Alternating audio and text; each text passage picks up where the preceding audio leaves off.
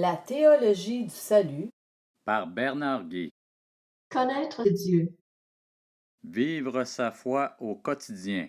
Porter du fruit. Les 12 mini-formations.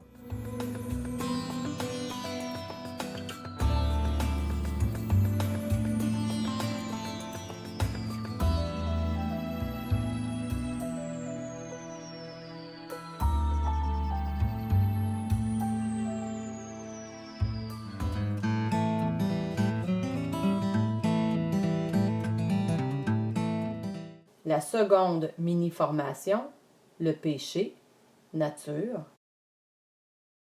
Qu'est-ce que le péché?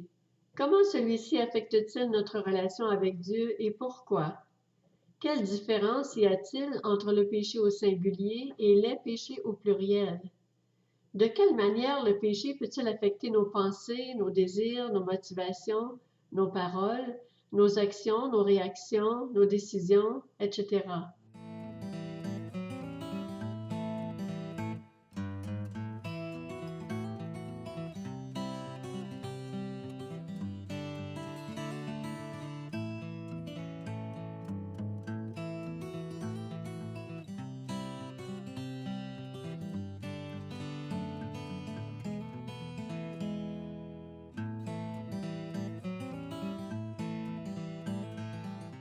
Les versets cités dans ce document proviennent de la version de Genève, sauf dans le cas d'indication contraire. Le point A. Le péché en quelques mots. Le péché est d'abord une attitude de rébellion contre Dieu. C'est un refus de reconnaître Dieu comme étant digne de notre adoration et de notre entière soumission. Mais le péché est aussi tout ce qui va à l'encontre de la nature et de la volonté de Dieu, celui-ci étant l'être suprême dans l'univers et la norme absolue en matière de bien ou de mal. La Bible définit le péché comme la transgression des lois divines. Plusieurs humains rejettent la notion de péché, car elle suggère que nous devrons tôt ou tard rendre compte à Dieu pour tout mal commis. Par contre, les humains admettent les réalités de l'imperfection humaine et du mal, bien que celles-ci varient plus ou moins selon les époques et les cultures. En plus d'être une offense contre Dieu et contre ses lois, le péché a un pouvoir destructeur réel pour les humains. En effet, Dieu, le grand fabricant, n'a pas donné des lois aux humains par fantaisie ou caprice, mais parce que celles-ci constituent le manuel du fabricant, dont les humains feraient bien de tenir compte pour maximiser leur développement personnel et atteindre le bonheur. L'histoire suivante illustre avec éloquence le pouvoir destructeur du péché. Lorsque Léonard de Vinci travaillait au dernier repas, un de ses chefs-d'œuvre, il choisit un homme, Pietri Bandinelli, choriste à la grande cathédrale de Milan. Le calme et la sérénité de cet homme l'inspiraient. Il lui demanda de poser pour lui alors qu'il était en train de peindre le personnage de Jésus.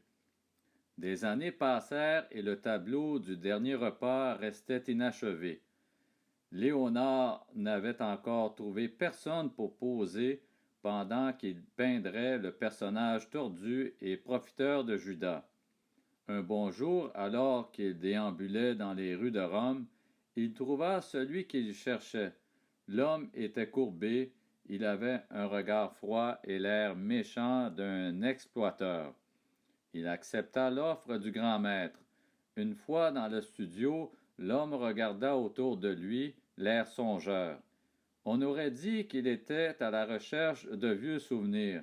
Puis, se tournant vers le grand peintre, il dit d'une voix à peine émue, « Pourriez-vous le croire, il y a 25 ans, j'étais ici dans le même studio pour le personnage de Jésus. » Le point B. Lire les textes bibliques suivants pour comprendre les divers aspects du péché. Le point 1. Texte biblique démontrant que le péché le plus grave est de ne pas reconnaître que Dieu est l'être suprême, digne de notre adoration, de notre reconnaissance et de notre entière allégeance. Épître de Paul aux Romains, chapitre 1er, verset 21. Puisqu'ayant connu Dieu, ils ne l'ont point glorifié comme Dieu, et ne lui ont point rendu grâce. Mais ils se sont égarés dans leurs pensées, et leur cœur sans intelligence a été plongé dans les ténèbres. Le livre d'Osée, chapitre 2, verset 8. Elle n'a pas reconnu que c'était moi qui lui donnais le blé, le mou et l'huile, et l'on a consacré au service de Baal l'argent et l'or que je lui prodiguais. Exode chapitre 20, versets 1 à 6. Alors Dieu prononça toutes ces paroles en disant: Je suis l'Éternel ton Dieu qui t'a fait sortir du pays d'Égypte de la maison de servitude. Tu n'auras pas d'autre Dieu devant ma face, tu ne te feras point d'image taillée, ni de représentation quelconque des choses qui sont en haut dans les cieux, qui sont en bas sur la terre, et qui sont dans les eaux plus bas que la terre. Tu ne te prosterneras point devant elles, et tu ne les serviras point, car moi, l'Éternel, ton Dieu, je suis un Dieu jaloux, qui punit l'iniquité des pères sur les enfants jusqu'à la 3e et la 4e génération de ceux qui me haïssent, et qui fait miséricorde jusqu'à 1000 générations à ceux qui m'aiment et qui gardent mes commandements. Le livre du Lévitique, chapitre 26, verset 1. Vous ne vous ferez point d'idole, vous ne vous élèverez ni image taillée, ni statue, et vous ne placerez dans votre pays aucune pierre ornée de figures, pour vous prosterner devant elle, car je suis l'Éternel, votre Dieu. Évangile de Luc, chapitre 4, verset 8. Jésus lui répondit, Il est écrit, Tu adoreras le Seigneur, ton Dieu, et tu le serviras lui seul. Application. Redonner à Dieu la place qui lui revient dans notre cœur et dans nos affections est la chose la plus importante à faire pour retrouver la santé spirituelle. Comment faire cela concrètement? Le point 2. Texte biblique exprimant les sentiments de Dieu à l'égard du péché. Habacuc chapitre 1 verset 13. Tes yeux sont trop purs pour voir le mal, et tu ne peux pas regarder l'iniquité. Pourquoi regarderais-tu les perfides et te tairais-tu quand le méchant dévore celui qui est plus juste que lui? Le livre de Malachie, chapitre 2, verset 17. Vous fatiguez l'Éternel par vos paroles, et vous dites, En quoi l'avons-nous fatigué? C'est en disant, Quiconque fait le mal est bon aux yeux de l'Éternel, et c'est en lui qu'il prend plaisir. Ou bien, où est le Dieu de la justice? Première épître de Pierre, chapitre 3, verset 10 à 12. Si quelqu'un, en effet, veut aimer la vie et voir des jours heureux, qu'il préserve sa langue du mal et ses lèvres des paroles trompeuses, qu'il s'éloigne du mal et fasse le bien, qu'il recherche la paix et la poursuive. Car les yeux du Seigneur sont sur les justes, et ses oreilles sont attentives à leurs prières. Mais la face du Seigneur est contre ceux qui font le mal. Le livre d'Ésaïe, chapitre 61, verset 8. Moi, le Seigneur, j'aime en effet qu'on respecte le droit, mais je déteste, je trouve indigne qu'on prenne quelque chose de force. Jérémie chapitre 44 versets 1 à 4, Bible français courant. Jérémie reçut une parole de Dieu pour tous les Judéens qui s'étaient installés en Égypte dans les villes de Migdol, Tapanès, Memphis et dans la région de Patros. Jérémie leur dit donc: Voici ce que déclare le Seigneur de l'univers, Dieu d'Israël. Vous avez vu tous les malheurs que j'ai fait venir sur Jérusalem et sur les autres villes de Juda. Elles sont aujourd'hui en ruine et complètement dépeuplées. C'est parce que leurs habitants m'ont provoqué par le mal qu'ils ont commis. En effet, ils sont allés offrir leurs sacrifices et leurs cultes à des dieux étrangers. Pourtant, ils n'avaient rien de commun avec ces dieux-là, pas plus que vous-même ou vos ancêtres. Et moi, je n'ai jamais cessé de vous envoyer l'un après l'autre mes serviteurs, les prophètes, pour vous faire abandonner ces pratiques scandaleuses que je déteste. Le livre d'Amos, chapitre 5, versets 21 à 24. Je déteste vos pèlerinages. Je ne veux plus les voir, dit le Seigneur. Je ne peux plus sentir vos cérémonies religieuses, ni les sacrifices complets que vous venez me présenter. Je n'éprouve aucun plaisir à vos offrandes de grains. Je ne regarde même pas les veaux gras que vous m'offrez en sacrifice de communion. Cessez de brailler vos cantiques à mes oreilles. Je ne veux plus entendre le son de vos harpes.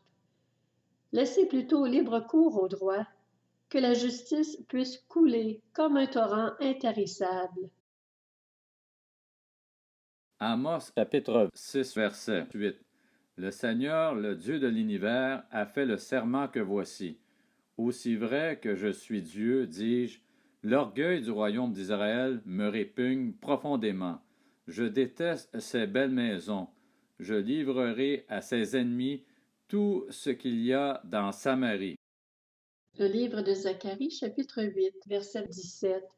Ne projetez aucun mal les uns à l'égard des autres. Refusez de prononcer de faux serments, car je déteste les actes de ce genre. Je l'affirme, moi, le Seigneur. Application. Nier le péché ou le banaliser nous condamne à rester prisonniers du mal et nous prive du pardon de Dieu. Au contraire, prendre conscience de notre péché, le confesser et faire appel à la miséricorde de Dieu en Jésus-Christ est le seul chemin procurant la paix avec Dieu et la vraie liberté. Pourquoi donc les humains choisissent-ils souvent de dissimuler leurs fautes et de les justifier au lieu de les admettre et de croire en Jésus pour en être libérés? Le point 3. Texte biblique démontrant que l'humain découvre son état de péché lorsqu'il se retrouve face au Dieu saint. Ésaïe chapitre 6 versets 1 à 5. L'année de la mort du roi Oséas, je vis le Seigneur assis sur un trône très élevé, et les pans de sa robe remplissaient le temple. Des séraphins se tenaient au-dessus de lui. Ils avaient chacun 6 ailes, 2 dont ils se couvraient la face, 2 dont ils se couvraient les pieds, et 2 dont ils se servaient pour voler. Ils criaient l'un à l'autre et disaient, Saint, Saint, Saint est l'Éternel des armées. Toute la terre est pleine de sa gloire. Les portes furent ébranlées dans leur fondement par la voix qui retentissait, et la maison se remplit de fumée. Alors je dis, Malheur à moi, je suis perdu, car je suis un homme dont les lèvres sont impures. J'habite au milieu d'un peuple dont les lèvres sont impures, et mes yeux ont vu le roi, l'Éternel des armées. Évangile de Luc, chapitre 5, versets 1 à 8. Comme Jésus se trouvait auprès du lac de Génézareth et que la foule se pressait autour de lui pour entendre la parole de Dieu, il vit au bord du lac 2 barques, d'où les pêcheurs étaient descendus pour laver leurs filets.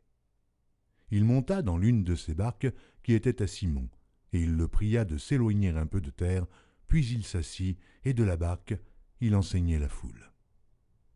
Lorsqu'il eut cessé de parler, il dit à Simon, « Avance en pleine eau, et jetez vos filets pour pêcher. » Simon lui répondit, « Maître, nous avons travaillé toute la nuit, sans rien prendre, mais, sur ta parole, je jetterai le filet. » L'ayant jeté, ils prirent une grande quantité de poissons, et leurs filets se rompaient.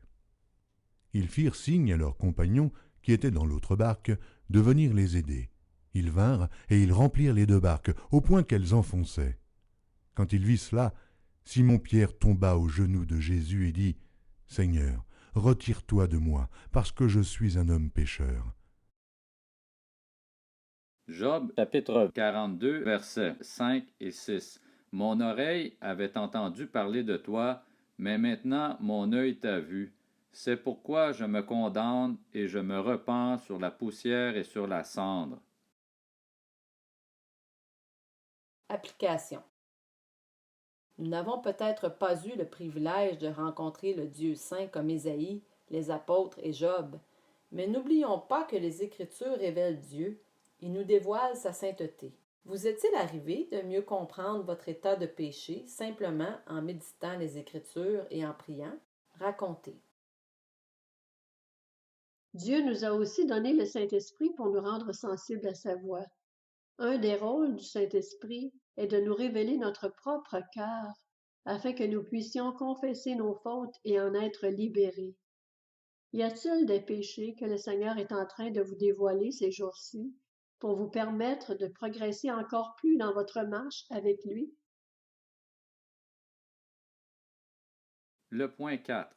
Texte biblique démontrant que le péché met une séparation spirituelle entre Dieu et les humains. Deutéronome, chapitre 31, verset 18. Et moi, je cacherai ma face en ce jour-là, à cause de tout le mal qu'il aura fait, en se tournant vers d'autres dieux. Deutéronome chapitre 32 verset 20. Il a dit, je leur cacherai ma face, je verrai quelle sera leur fin, car c'est une race perverse, ce sont des enfants infidèles. Le livre d'Ésaïe, chapitre 59, versets 1 et 2. Non, la main de l'Éternel n'est pas trop courte pour sauver, ni son oreille trop dure pour entendre. Mais ce sont vos crimes qui mettent une séparation entre vous et votre Dieu. Ce sont vos péchés qui vous cachent sa face et l'empêchent de vous écouter. Le livre des Proverbes, chapitre 15, verset 29. L'Éternel s'éloigne des méchants, mais il écoute la prière des justes. Le livre d'Ésaïe, chapitre 57, verset 17. À cause de son avidité coupable, je me suis irrité et je l'ai frappé. Je me suis caché dans mon indignation, et le rebelle a suivi le chemin de son cœur. Michée chapitre 3 verset 4. Alors ils crieront vers l'Éternel, mais il ne leur répondra pas. Il leur cachera sa face en ce temps-là parce qu'ils ont fait de mauvaises actions. Application. Le péché prive le non-croyant de toute relation avec Dieu et prive le croyant de l'intimité du Seigneur et de la puissance spirituelle du Saint-Esprit. Quelles sont les conséquences de ne pas avoir de relation profonde avec Dieu dans la vie présente? Le point 5. Texte biblique montrant que le péché affecte tous les aspects de la vie humaine. Intelligence, pensée, parole, omission ou négligence, motif, attitude, réaction. En constatant les grands dégâts que le péché a causés chez l'humain, nous comprenons mieux notre besoin que le Seigneur remette en ordre tous les aspects de notre vie. Dans quel domaine, intelligence, pensée, parole, omission, etc., diriez-vous expérimenter le plus de batailles intérieures? Le point C. Lire l'article suivant tiré du dictionnaire biblique d'Emmaüs. Péché. Le point 1. Définition. Le péché est la transgression de la loi. Là où il n'y a point de loi, il n'y a point non plus de transgression. Le péché n'est pas imputé quand il n'y a point de loi. Le péché est donc toute désobéissance à la volonté révélée de Dieu, notre grand législateur. Qu'il s'agisse d'une faute d'omission, négligence de faire ce que la loi ordonne, ou de commission, action interdite par la loi, ne change rien à l'affaire. Le plus grand commandement est celui de l'amour pour Dieu. Celui donc qui n'aime pas a commis le plus grand péché, la faute par excellence, qui consiste à se mettre soi-même et sa volonté propre à la place de Dieu. Le point 2. Terminologie. Pris dans son sens strict, le mot péché est une traduction de l'hébreu atat ou et ataa et du grec amartia, égale un manquement de but ou une déviation d'une cible. Cependant, péché est souvent utilisé comme un terme générique couvrant tout ce qui, dans la disposition, les desseins et le comportement des créatures rationnelles de Dieu, est contraire à la volonté révélée du Seigneur.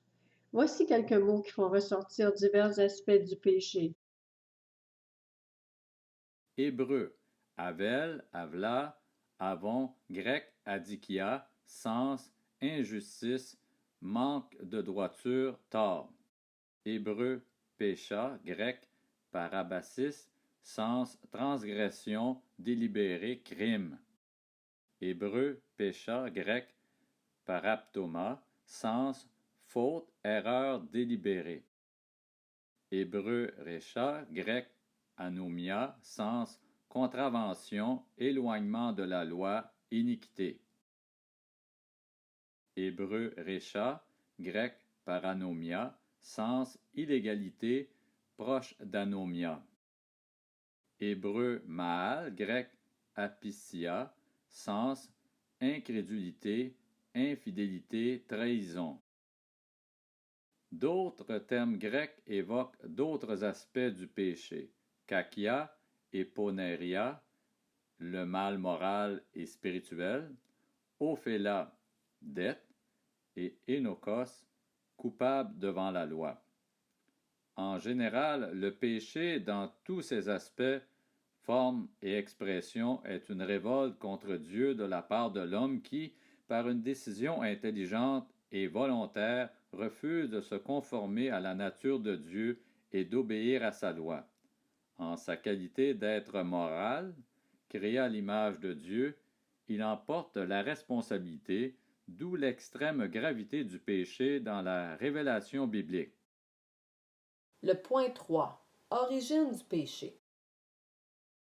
Le péché était présent dans l'univers avant la chute d'Adam et d'Ève. Son origine fait partie du mystère de l'iniquité. Peut-être une explication rationnelle aurait-elle eu pour résultat de nous distraire par rapport à la préoccupation biblique première, savoir l'origine et les conséquences du péché dans la vie humaine. Ainsi, le premier homme, créé bon, doté d'une nature morale et de la capacité d'obéir ou non, ne résiste pas au tentateur. Le but atteint de ce dernier est de semer le doute quant à la véracité et l'amour fidèle de Dieu, d'inspirer chez Ève et Adam une déclaration d'indépendance par rapport à Dieu, et de les pousser dans une rébellion blasphématoire en cherchant l'égalité avec Dieu. De cette manière, le péché d'Adam a une dimension à la fois intellectuelle, volontaire et affective. On appelle péché originel ce péché d'Adam qui a entraîné toute sa race dans la chute et la mort. Dans l'article Chute, nous montrons cependant le caractère non biblique de la doctrine romaine sur ce point. D'après elle, le baptême ôte le péché originel de l'enfant nouveau-né, faute de quoi si ce dernier meurt, il ne peut être sauvé. L'enfant a évidemment hérité une nature pécheresse, mais il n'est pas coupable de transgression de la loi divine tant qu'il ne l'a pas perçue. Paul décrit l'état d'innocence dans lequel il vivait jusqu'à ce que l'éveil de sa conscience lui fasse connaître le commandement, la convoitise, la chute personnelle et la mort. Le point 4. Conséquences du péché. Le point A. Relation rompue. L'homme, créé pour vivre dans la présence de Dieu et en communion avec lui, fuit sa rencontre. La colère de Dieu s'exprime au travers d'une condamnation, d'une malédiction et de l'expulsion du jardin. Il ne saurait en être autrement si Dieu veut rester fidèle à lui-même et à ses attributs de justice et de sainteté. Le point B. Race humaine déchue. La chute marque non seulement Adam et Ève, mais aussi toute leur postérité. La race humaine tout entière est solidaire de ses premiers parents dans le mal. L'histoire d'iniquité et de violence tout au long des siècles en est un témoignage éloquent. Cette solidarité comprend les dimensions suivantes. Imputation. Par la transgression d'un seul homme, le péché, la condamnation et la mort sont passés sur tous les hommes parce que tous ont péché dans le péché d'Adam. Cette imputation est la conséquence du rôle d'Adam par rapport à sa postérité. Celui de chef représentatif, l'accomplissement du salut en Christ est fondé sur le même principe de solidarité dans l'union des croyants avec leur Sauveur. Corruption. La postérité d'Adam a hérité de sa nature pécheresse, c'est-à-dire d'une perversité de pensée, de disposition, de volonté, de conscience et d'effectivité. La pensée de l'homme naturel est conditionnée, gouvernée par son inimitié contre Dieu. C'est ici qu'intervient l'expression théologique de dépravation totale. Tous les hommes ne sont pas entièrement pourris. Ils peuvent avoir des vertus naturelles, promouvoir la justice civique et laisser parler leur conscience parce que l'œuvre de la loi est écrite dans leur cœur. Cette expression signifie que la corruption du péché a pénétré dans toutes les parties constituantes de l'être humain. Par conséquent, les œuvres qu'il accomplirait dans la conformité à la loi ne suffisent pas pour plaire à Dieu et satisfaire à ses exigences absolues en vue du salut. L'universalité du péché n'est que trop évidente. D'abord, l'homme a une hérédité qui le porte au péché. Puis notre être tout entier est contaminé par le mal. Nos pensées, nos actions, nos paroles, nos sentiments, notre volonté. Aussi, n'existe-t-il aucun être humain qui soit juste devant Dieu. Incapacité. L'homme déchu ne peut changer son caractère ni agir indépendamment de lui. Il ne peut connaître les choses de l'Esprit de Dieu parce que celles-ci sont spirituellement discernées. Non seulement l'homme n'est-il pas assujetti à la loi de Dieu, il ne peut même pas s'y soumettre. Même la foi lui est impossible en dehors d'une intervention de grâce divine. La condition désespérée de l'homme déchu et son esclavage au péché mettent en relief la gloire de l'Évangile en ce que celui-ci a le pouvoir de lui procurer ce qu'il est absolument incapable d'acquérir par lui-même. Culpabilité et condamnation. La colère de Dieu est la réponse inévitable et nécessaire de sa justice à la révolte de l'homme, et de nombreux textes dans l'Ancien Testament et le Nouveau Testament affirment sa réalité. Le langage de l'Écriture a pour but de souligner la sévérité de cette colère sainte et juste. Rétribution. Le jugement du péché est une conséquence inévitable de ce qui précède et prend des expressions actuelles et futures. Il maintient la réputation de Dieu, le législateur et magistrat juste et saint. Son action dans le temps présent peut atteindre plusieurs buts.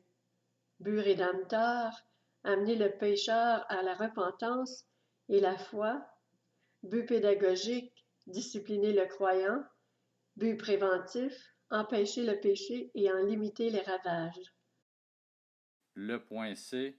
La création soumise à la vanité. Expression mystérieuse, cette affirmation nous rappelle que la création dans son ensemble a subi les conséquences de la chute, dur labeur, dérèglement de la nature, maladies et souffrances, mort de la flore et de la faune. Situation provisoire qui attend la création de nouveaux cieux et d'une nouvelle terre dans lesquelles régnera la justice. Le point 5. Victoire sur le péché. Au cœur de la Bible est son témoignage à l'intervention puissante de Dieu contre le péché, essentiellement par la rédemption accomplie en son Fils, Jésus-Christ, le second Adam. Grâce à l'œuvre du Christ, sa naissance miraculeuse, sa vie d'obéissance parfaite, sa mort à la croix, sa résurrection d'entre les morts, son ascension à la droite du Père, son règne dans l'histoire et son retour glorieux, le péché a été vaincu. Jésus a été fait péché pour nous. Une telle expression nous dépasse. Elle signifie que Christ a non seulement pris sur lui à la croix tous les péchés du monde, comme notre bouc émissaire, mais qu'il est devenu comme l'expression même du péché devant Dieu, qu'il l'a maudit au lieu de nous maudire. Le point A. La conviction du péché, c'est-à-dire la conviction d'être pécheur, est une des plus grandes grâces que le Seigneur puisse nous accorder. En fait, elle est la clé qui donne accès à toutes les autres. Seul son esprit peut la produire. Pour être justifié, l'homme doit s'écrier tout d'abord: Sois apaisé envers moi, qui suis un pécheur. Si nous prétendons ne pas avoir de péché, nous mentons. Le point B. Le pardon des péchés est désormais acquis à quiconque croit de tout son cœur au sacrifice du calvaire. L'agneau de Dieu a ôté le péché du monde. Il a aboli le péché par son sacrifice unique. Son sang nous purifie de tout péché. Ayant ainsi donné son Fils pour nous, Dieu ne nous traite plus selon nos péchés. La scène est le signe du sang de l'Alliance répandu pour la rémission des péchés. Quiconque croit en Christ reçoit par son nom le pardon des péchés. Ces péchés, rouges comme le cramoisi, sont devenus blancs comme la neige. Il les a jetés derrière lui et les a effacés comme une nuée. Il les a précipités au fond de la mer. Il va même jusqu'à les oublier. Ils n'existent plus devant lui. Alléluia! Tous les effets de la chute en Adam ont été annulés. L'honneur de Dieu est maintenu, sa sainteté satisfaite et sa gloire manifestée. À la culpabilité de l'homme, Dieu répond par la justification, à sa corruption par la sanctification, à sa souffrance et sa mort par la glorification. Le point D. Approfondir le sujet en explorant les points suivants par la discussion et la lecture d'articles. Il semble que les péchés commis contre Dieu lui-même, ne pas chercher à le connaître, ne pas lui faire confiance, ne pas le remercier ou l'adorer, ne pas le craindre, ne pas le laisser diriger notre vie, aient été éclipsés par les fautes commises contre le prochain. Cela n'est pas surprenant dans un contexte où l'humanisme a profondément influencé nos pensées. Mais se peut-il qu'il y ait une relation de cause à effet entre aimer Dieu et aimer le prochain? Comment certaines choses considérées comme bonnes en soi, être travaillant et consciencieux, accepter diverses responsabilités, aimer les gens et se dépenser pour eux, s'adonner à la pratique d'un sport, etc., peuvent-elles devenir péchés dans certains contextes? Est-ce que le péché existe principalement en fonction de l'intentionnalité ou indépendamment de celle-ci? Le Code pénal fait la distinction entre crime prémédité et crime passionnel. Est-ce que cette distinction se retrouve également dans les Écritures? Y a-t-il des péchés plus graves que d'autres? Se peut-il que malgré les divergences de valeurs et de principes moraux que nous observons chez différents groupes et peuples, il y ait un ensemble de valeurs reconnues par toutes les sociétés témoignant de la réalité du bien et du mal? Comment expliquer ce phénomène?